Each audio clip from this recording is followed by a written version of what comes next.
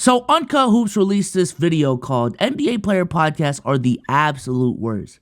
In a time where NBA player podcasts are, if anything, booming, and if anything, they're the hottest thing in the world, I would love to hear what his gripes are with the new movement. Let's see and find out.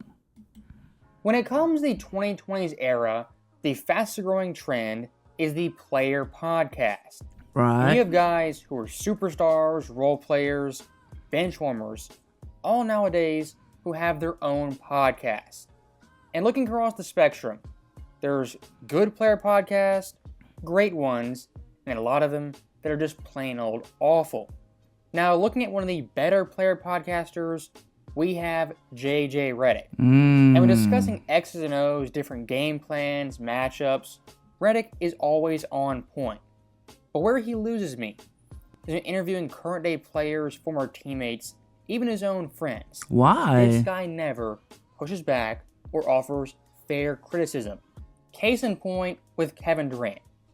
Redick never will push back on Kevin Durant, call it his leadership, or his bad play on the court.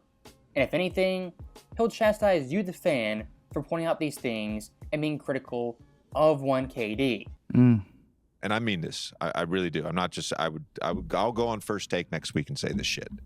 I think whatever happens for the rest of Kevin Durant's career, we're gonna look back in like 10 or 15 years and be like, why the fuck did we spend all this time with all the bullshit discourse and not just appreciate literally one of the greatest basketball players to ever play this game? No, I don't think I will. Now, stop. I mean, that's not the worst take in the world. I feel like that's with any NBA star, to be honest with you. Like a lot of our favorite stars, we like to romanticize how loved they were while they were playing. But let's keep it a bean. Let's keep it a stack. LeBron James was one of the most hated players ever. In his prime, in his peak, everyone, not everyone, but not a lot of people like Miami LeBron because he formed a super team, this, that, and the third. But in hindsight, you know, as a guy who hated LeBron during that time, as an avid Celtics fan, in hindsight, I'm like, damn, I missed out on, not really missed out because I still watch him play, but I wish I could have went back in time and enjoyed LeBron James in Miami way more than what I did because of my fandom. You know what I'm saying? Same thing with Kobe. Again, we like to romanticize how loved Kobe Bryant was, but shout out to my guy Damo. Kobe literally had a commercial dedicated to all the hate that he got during his career because, yes, Kobe Bryant in the peak of his powers, was one of the most polarizing players in the league. You know what I'm saying? Like, he received a lot of hate. He was not liked by a large portion of NBA fans. And even more recently, we could look at, you know, a James Harden, a Russell Westbrook. And it's like, damn, you know, and instead of talking about these narratives, I understand we all have biases. I understand we all have favoritism, which is fine. I do think it's fine to embrace that favoritism. It's like, damn, okay, looking back, Brad, like, you were so worried so much about the narratives and debating with other people that you did not appreciate what you were seeing in front of you. I think that's a problem in the NBA community right now, is the debates that you have with your friends, the debates that you have with, I don't know, some accounts you follow on Twitter, that hate, that criticism that you had for X player that was just supposed to be criticism, and an argument that you had for another guy who was debating, now it's seeped over into actual hate for that player because you want to be proven right, because you want to get the I told you so, because you want to get the gotcha. You know what I'm saying? So, I mean, it's not the worst thing to work from JJ. What's the pushback? Stopping it right there, the overall idea, you can't, quote, appreciate greatness and be critical at the same time. I just do not buy that. Because, of course, looking at Kevin Durant, obviously a great player, one of the best players in NBA history. But at the same time, looking at KD's recent moves, his recent play in the playoffs, I can criticize that and still acknowledge he's a great player regardless. And looking at KD's time in Brooklyn, the fact he got everything he wanted, the players, the coaches, the management, got his way all the time, and still failed. How as a fan and observer can I not criticize that? I'm not even going to talk about the Golden State move, that's been done so often. But when it comes to Kevin Durant's big time critics, there's one easy way to silence all of them. Win a championship in his post-Golden State era. We're going to keep this in the podcast. Yeah. And there'll be a million fucking comments on YouTube about why I'm wrong and why he shouldn't have left Oklahoma City or blah, blah. Who fucking cares? He's literally one of the greatest players ever. And we spend too much time on the bullshit instead of just appreciating his fucking night-to-night greatness. Now, stopping right there one last time. When it comes to quote-unquote BS with Kevin Durant, I would say the majority of it is self-inflicted. I mean, last month Kevin Durant himself came out of the blue and declared himself one of the best players of all time, if not the GOAT. Once again, as a fan, hearing Kevin Durant say that, disagreeing with that, am I not allowed to push back, give my own input, and criticize Kevin Durant for being well out of bounds? I think so, but for Redick, what he would want is you as a fan be a mindless drone, just eat it up, and not be critical. And I think all the big-time Kevin Durant critics, if he won a championship, had a great playoff run, they would acknowledge that and give him props. But here's the thing, in the last 5 years, this guy not once has made the East Finals or the West Finals. And as a superstar player, a quote-unquote GOAT, what you're judged on is championships. And looking back at Redick, when it comes to him being soft on... Going back to the GOAT take from KD, I personally didn't have a problem with KD thinking that. Because me personally, if I... First of all, I'm a firm believer that if you want to be great, you need to be delusional about how good you are. I think that's a prerequisite.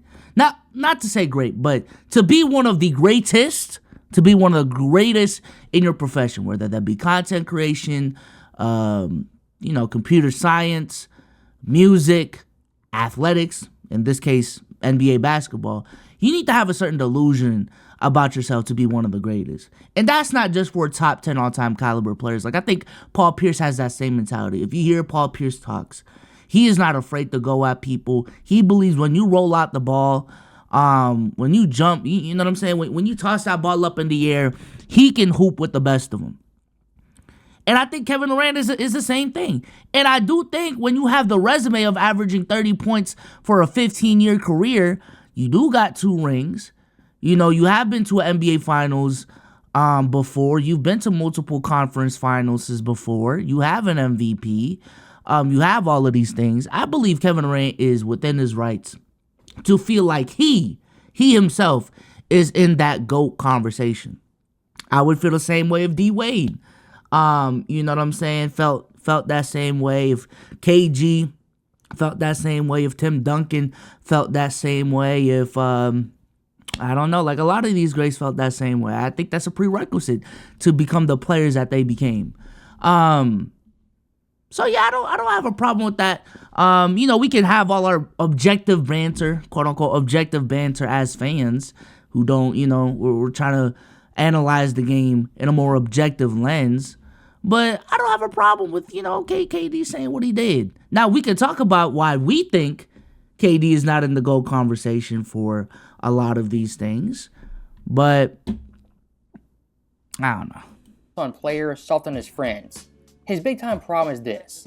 He has one foot in the analyst lane, another foot in the former player lane. And the biggest example of this was the Ben Simmons interview.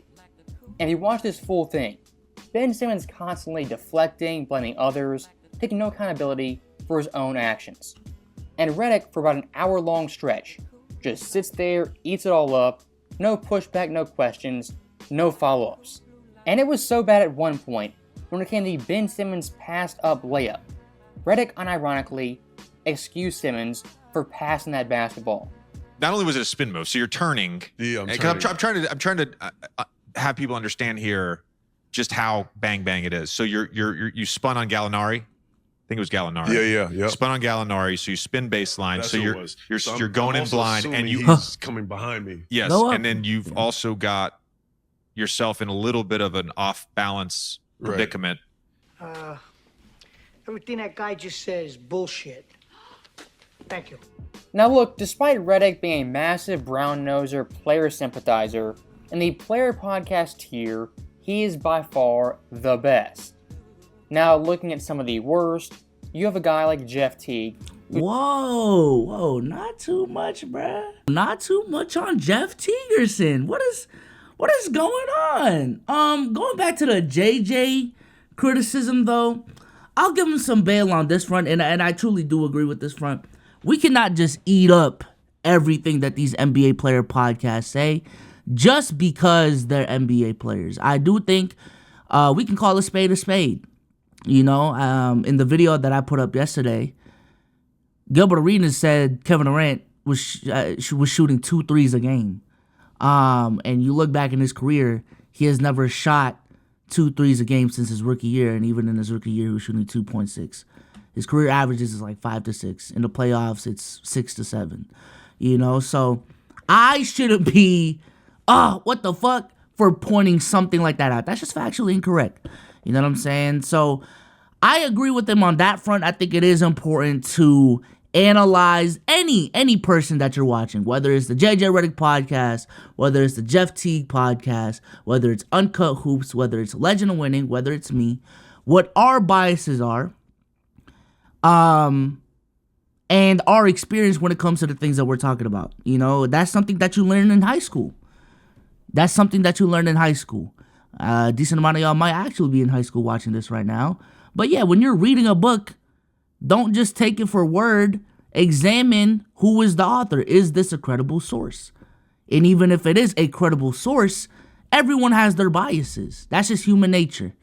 You know what I'm saying? Everyone has different perspectives. So their perspective is going to skew what they put out into the world. I do think I agree with them on that front. But I want to see what the Jeff Teague pushback is. Who said this about James Harden versus Dwayne Wade? I think James Harden is the number 3 shooting guard of all time. Me, just Okay. like watching this game, going against him, competing against him. Like, it was a real life scheme. Like, you had to scheme for D-Wade too. Mm-hmm. But James Harden, when he was by himself in Houston, bro, they was going to the Western Conference Finals every year. They was doing all this stuff.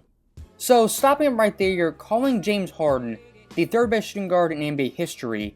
That on its own is a bad take. But saying James Harden was better than Dwayne Wade, I mean, you're out of your mind. And when it comes to Jeff Teague making his case for Harden being better, he said, quote, James Harden by himself was in the West Finals every single year. Looking at James Harden's time in Houston, 8 total years, only twice did he make the West Finals, 2015 and 2018, and both the years lost the Golden State Warriors. I think Uncle Hoops is getting way too lost in the sauce right now, bro. I'm not gonna lie. He is getting way too lost in the sauce of NBA debate, and he's taking these takes way too serious. If you want to disagree with Jeff Teague on this take, fine. You can, you know what I'm saying? I feel like the rest of this segment right here is just you pointing out why you believe James Harden is not as good as D Wade. That's fine. But in the same vein that I was talking about when it comes to analyzing and figuring out who is talking, anyone who's ever watched the Jeff Teague pod knows that this is not a serious NBA analytical podcast. This is a funny, you know what I'm saying, 3 dudes sitting down, just joking it up, telling stories ass podcast. So to expect insane great analysis from a platform like that, I just feel like at that point, you just don't know what that platform is. You know, same thing with the when JJ has other NBA players on.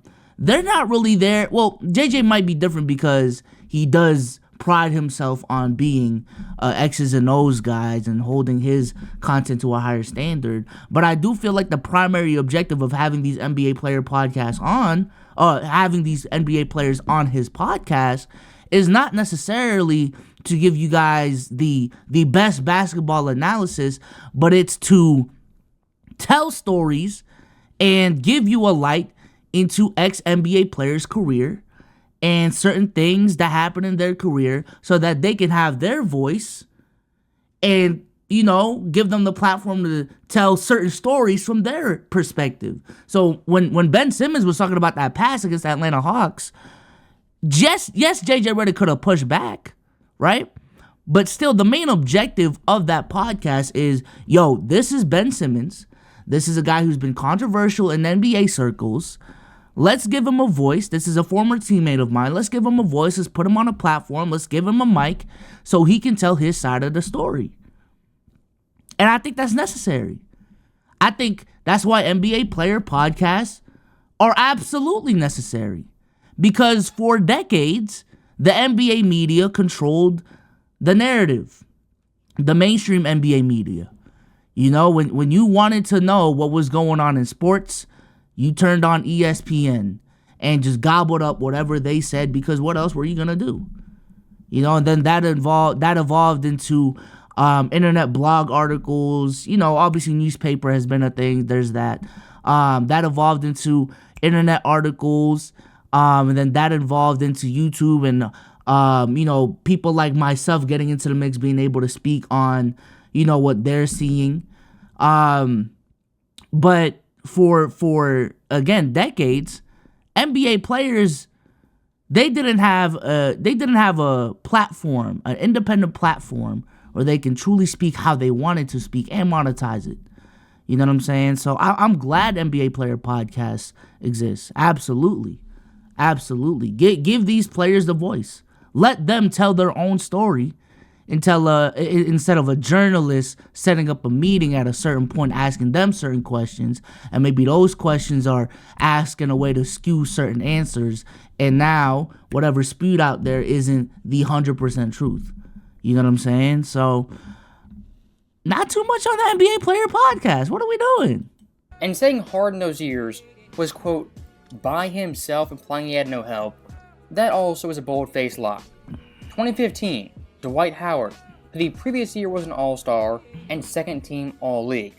His supporting cast, his role players, Josh Smith, Trevor Ariza, Corey Brewer, and Terrence Jones. Now you might say that supporting cast, not the greatest in the world. And look, I agree with you guys. But looking at that Rockets supporting cast, they saved James Harden in the NBA playoffs. As in Game 6 versus the Clippers in the second round, James Harden not on the floor. The Rockets were down by 19 points, faced elimination. From that point on, minus James Harden, the Rockets would outscore LA by 31 points, dropping 40 in the fourth quarter. Look at the 2018 Rockets, again a team that is apparently no help. Chris Paul, Eric Gordon, Clint Capella, P.J. Tucker, and Trevor Ariza. This Rockets team right here was a juggernaut and supposedly could compete with the Golden State Warriors. And that year's West Finals, they certainly did. But like many James Harden years before, in the big-time pinnacle moments, he came up short. In Game 7 vs. Golden State, yes, he had his 32 points, but on 41% shooting, 2 of 13 from deep. All right, I'm not gonna lie. Okay, you believe D Wade is better than James Harden, which I do agree with. But let's move on. What is the criticism to the Jeff T podcast? When D Wade, before Bron got there, no disrespect to you too, Miami was damn near. Y'all was competing with us, the Hawks. Like we was going back and forth. Yeah. We wasn't like that. Then Bron came, different stratosphere. Now Jeff Teague right here might have short-term memory loss, but Dwayne Wade pre-LeBron James was an NBA champion. Right, let's move forward a little bit. It's better than anything James Harden NBA. He won, averaging 40 points. And Jeff Teague's overall argument. When talking about Harden in Houston, he says, quote, he was unbelievable, putting up 35, 8, and 8. And look, that is true. 35, 8, and 8, that happened. But those numbers come playoff time. Always took a massive dip. Not saying James Harden wasn't a great player, but to be a top 3 shooting guard in NBA history, come playoff time, you gotta get better, not worse. And unfortunately for James, in the playoffs, was a big time dropper. So that right there is the end of the video. But when it comes to these player podcast clips, I mean, I've got at least 10 of these awful takes in the chamber ready to go at any given moment. From Draymond Green to Jeff Teague, Udonis Haslem, and of course, JJ Redick. In the future, if this video does great, these player podcast clips are going to get exposed daily. So, as always, thank you guys for watching. Hope you enjoyed it. I'll see you next time. Damn, so it's fuck them, huh? I do think a healthy amount of skepticism is necessary, right? Like I said earlier, do not just eat up what these NBA player podcasts or what these NBA players say just because they're NBA players. I do think that's necessary. Don't everything that I said earlier, examine who the narrator is. This is just basic media literacy. But the whole message of this video I personally don't fuck with, because when you say the NBA player podcasts are the absolute worst, it's like, damn, like the tone I'm getting from this video is that these player podcasts shouldn't even exist because they just be saying some dumb shit. You know what I'm saying? And I feel like when it comes to uncovering the truth, whatever that is, and I don't even think basketball is that serious, but if that is your goal, I do think gathering as many perspectives as you can is necessary as well. I am not a fan, and I hate it when someone is just watching one platform, whether that's on news. Like, literally, if you just watch Fox News all day, I can't take you seriously because I know you're biased. Same thing if you watch NBC or whatever news station you like to watch. If you literally get all your news from one news station, I know what your biases are, because certain news stations are biased to certain things, and if that's the only thing you consume, then no, even though you think it's the truth, it's probably not, because 95% of the time the truth is always in the middle. You know? So when it comes to these NBA player podcasts, I'm not gonna discredit their platforms. I'm not going to discredit their voices and even their takes, because I do think their perspective is necessary in basketball discourse. It just is. There needs to be an equal, ideally speaking, if you were trying to be as objective as you can, you should be consuming the equal amount of analytical basketball talks as much as Hooper eye test talk podcasts, in my opinion. You should be consuming as much Ben Taylor, Jimmy High Roller, Uncut Hoops, BSOLZ videos as much as you are watching Draymond Green, Jeff Teague, All the Smoke, JJ Redick podcast. Why? Is because at the end of the day, I do agree, NBA player podcasts are biased, right? They do have certain biases. When certain guests come on, you know, they may not give as much pushback because they're their friends. And also, I'm going to just keep it a stack. A lot of NBA players spend more of their time playing basketball than analyzing the game. So they may not, some of these takes may not be as thought out as you would think. If I asked, I don't know, Brandon Miller's top 25 NBA players of all time, he probably know what his 1 and 2 are. And then after that, it's just shit. Shaq was cold. I'm gonna throw Shaq at 3. Tim Duncan. Oh, I forgot about KD. Throw KD in there. And now you got a out of whack, no criteria ass top 10. And then after top 10, they're definitely just gonna list top names after that. Oh shit, Charles Barkley, put him in there, right? So yeah, there is cons to those podcasts, but I also think that when you have players who have been in the league that we talk about so much, who have played the sport that we talk about for so much, and they have a mic and they have their own voice, I do think they offer certain perspectives that we just cannot have access to because we never played at that high level. You know what I'm saying? We just don't have that perspective. So who is that perspective going to come from? It's the NBA player. Period, point blank. Certain stories I just can't talk about because I wasn't in the locker room. But when I get Roy Hibbert on my podcast, I can ask him what it was like to actually play with Kobe. And that's a perspective Roy Hibbert can give to me that I just cannot give to anyone else because I've never been in the locker room with Kobe Bryant, but Roy Hibbert has. I think that perspective is necessary. On the flip side of things, I do think the independent journalist, the legend of winnings, the me's of the world are also necessary in this discussion, because as people who are outside looking in, I do feel like we can talk about things in a different light that may be more objective than how NBA players talk, because we don't have the certain connections that these NBA players do. We can call a spade without much repercussions in terms of friendships, in terms of relationships. You know what I'm saying? We have more time to consume different basketball teams, different styles of play. We have more time to look at film than these millionaire NBA players probably just lounging around and just chilling, which rightfully so. They fucking earned it. They've worked hard themselves. So, long story short, all of these platforms are necessary. I don't believe, because someone was even trying to say on Twitter that, like, Jimmy High Roller should be talking more like Thinking Basketball and shit like that. Like, no, bro. All of these platforms and their different voices and their different perspectives are necessary.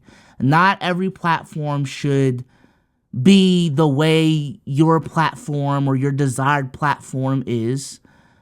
And at the end of the day, take all this information in and come up with your own conclusion. Do not just be a speaking piece for a certain platform. Take all of this information in. Decipher what you believe in. Decipher what you feel is flawed. Come to your own conclusion, and that be your own conclusion. I think it's that simple. So I just don't get a video like this. And also within this video, I felt like he would have done more justice, and it would have been a much more interesting video for me personally. Obviously, again, like I said, make the video however you want to make it. But if this was 10 minutes of way more examples and talking about why the crux of NBA player podcasts are a problem, as opposed to 8 minutes of the video you specifically nitpicking one KD take and one James Harden over D Wade take, I feel like, I would have liked a video like that more. Me personally, because every NBA sports podcast platform is gonna have a bad take. We don't have 100% hit rate, and I think it's impossible because we all have different beliefs as to how we view NBA basketball or just basketball in general, what you value, all of these things. So, Uncle Hoops, I appreciate the video. I do think your perspective as well in this discussion is necessary, but I wholeheartedly disagree. With that being said, I'm out, man. Peace.